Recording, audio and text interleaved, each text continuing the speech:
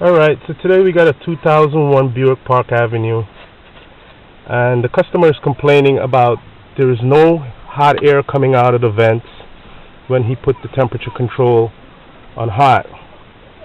Another thing is, when he's driving the car, the coolant temperature needle, this needle right here, always stays in the cold section.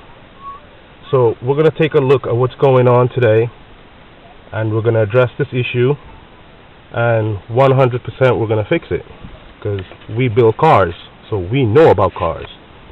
So let's start it up and see what happened.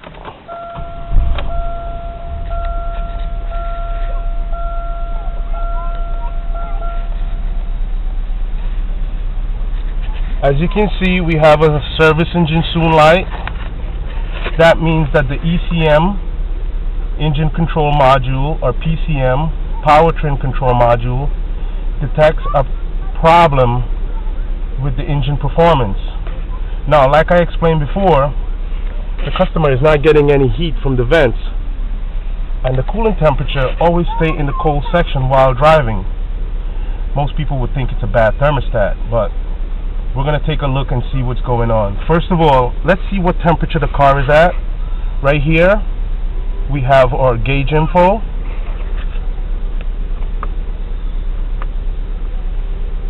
So right now we have 156 degrees Fahrenheit. Normally, this car is supposed to get up to 220 degrees Fahrenheit. That's when that needle right here will be in the middle of the cluster. At 220 degrees, the ECM will command the cooling fan to come on, to turn on.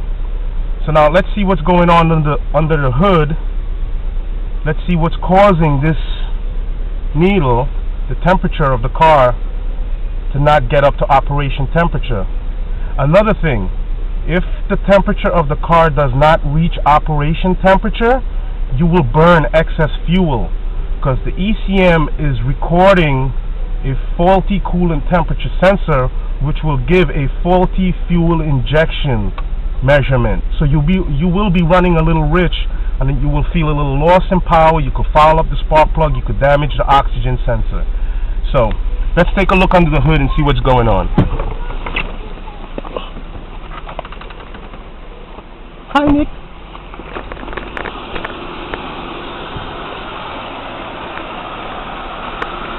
This is our coolant fan relay right here. This is our primary, this is our secondary.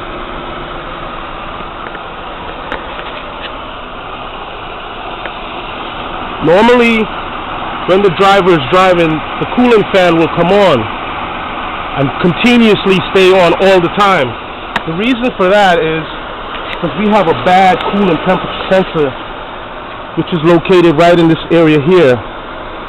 So I'm going to shut the engine off, and I'm going to change that coolant temperature sensor. As you can see, it looks like a used unit, like something that came from a junkyard. You see the paint on it? So we're going to change that sensor, and then we should have good coolant temperature.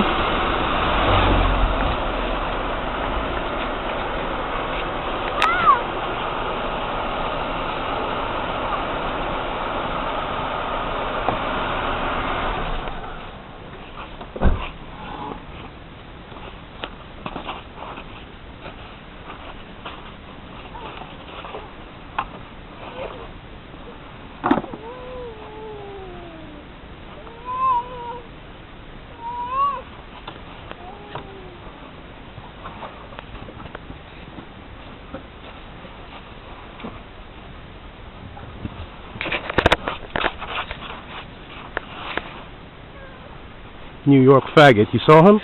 Here.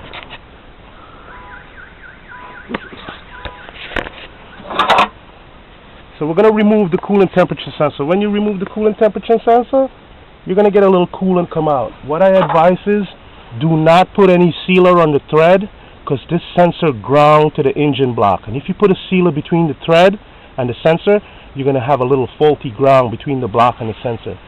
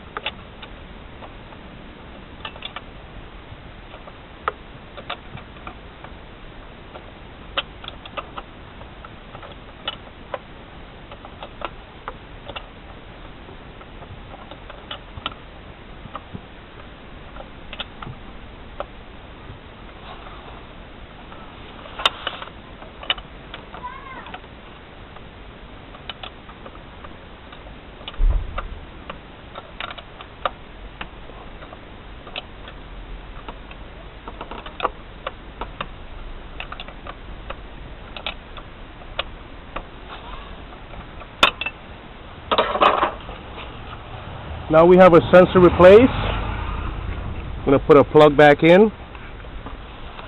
Make sure you match the plug up according to the sensor. If you put the plug in wrong, you're going to bend the pin inside the sensor, and then you will have the same problem.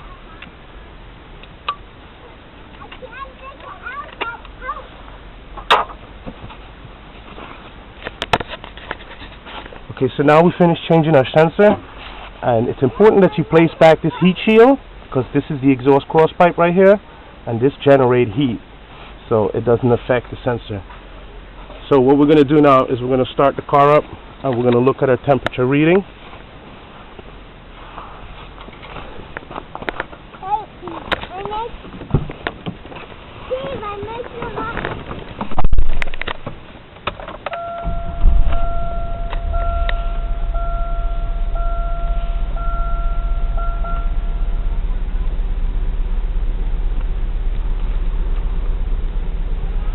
So now you see we have 171 degrees Fahrenheit.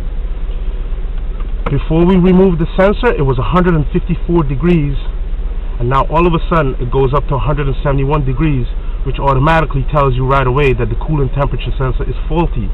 Because how can one sensor read 154 degrees and then 1 minute later another sensor read 171 degrees? That's like almost 20 degrees difference, which is a big deal. So I'm going to race up the engine so we could get it up to temperature.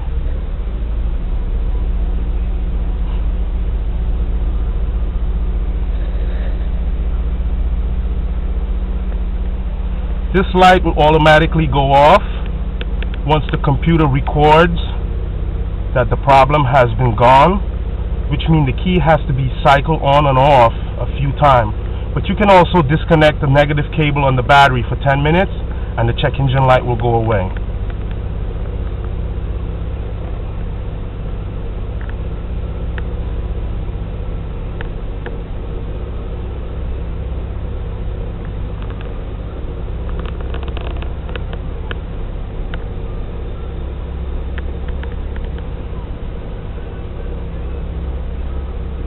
See, our temperature is climbing, which means we know the sensor is working correctly. But we just want to make sure that the fan comes on at 220 degrees. So once the temperature reaches 220 degrees, we will step out of the car and identify that the fan is turned on to bring the temperature of the engine back down to 200 degrees.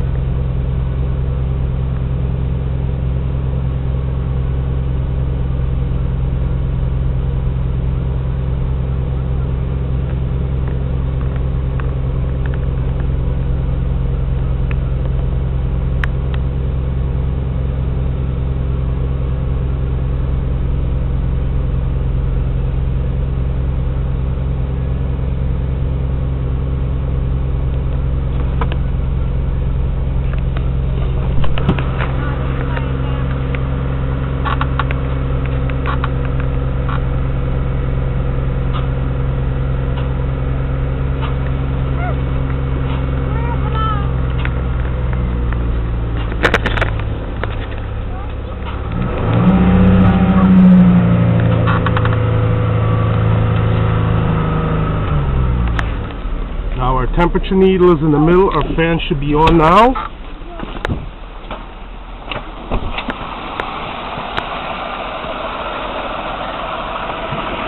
Okay, the fan's not on yet.